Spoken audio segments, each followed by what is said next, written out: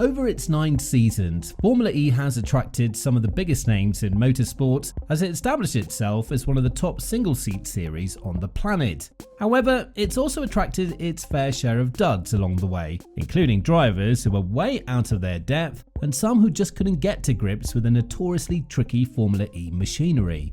So today we'll highlight our 6 worst drivers in Formula E history in chronological order. And to make things a bit trickier, we've set a minimum number of 7 races to restrict ourselves to drivers who competed in their fair share of races. Number 1. Simona de Silvestro. Debuting in Formula E at the tail end of Season 1, Simona de Silvestro was given a full race seat with Andretti for Season 2. Having come over from Indy cars, she likely had high expectations for herself as the 3rd female driver in the series after Catherine Legge and Michaela Cerruti. However, her lone full season in the series certainly didn't go as planned, as she finished 18th in the standings with 4 points to her name.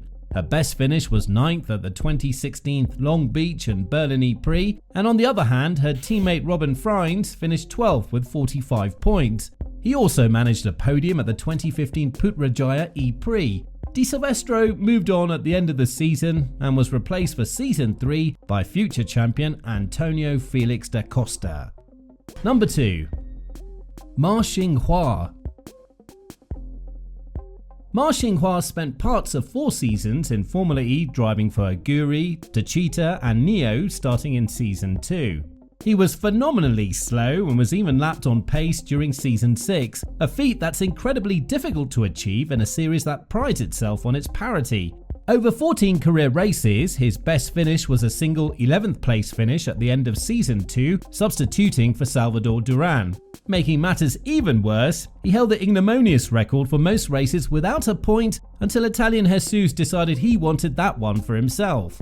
While Giovinazzi gets the benefit of the doubt driving for an awful Dragon car that only scored 2 points, Ma's teammates scored a combined 38 points during their time as teammates. Ma wasn't the cleanest driver either, as in the first 2 races of Season 6, Ma received 2 drive-through penalties, one for colliding with Nico Müller and another for overtaking 4 cars after the safety car procedure. Number 3. Luca Filippi. Luca Filippi joined Formula E for Season 4 after 6 years in GP2, where he achieved a best result of 2nd in his 6th season and some unfruitful part-time seasons in IndyCar. Even though he picked up a point for 10th place on his debut, it turned out to be the only point he would score all season. He was hopelessly slow in qualifying, on average starting 7 positions behind his teammate Oliver Turvey. His only notable crash was mounting his teammate's car at the 2018 Rome Prix, and in the end he was outscored 46-1 by his experienced teammate and was dropped from the series at the end of the season. Number 4. Neel Jani.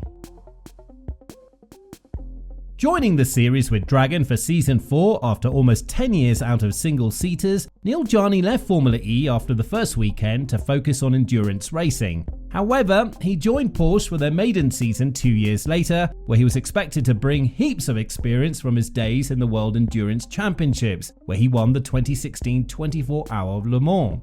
Unfortunately, he was never able to adjust to the Formula E technology and was heavily beaten by his teammate André Lotterer.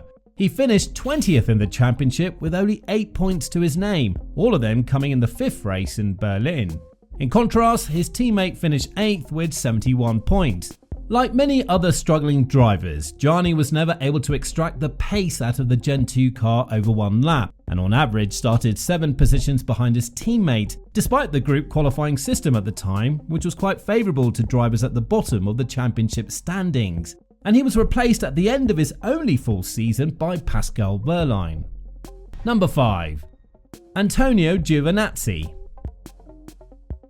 Joining Formula E from Formula 1, many had quite high expectations for Antonio Giovinazzi in his debut season in Season 8.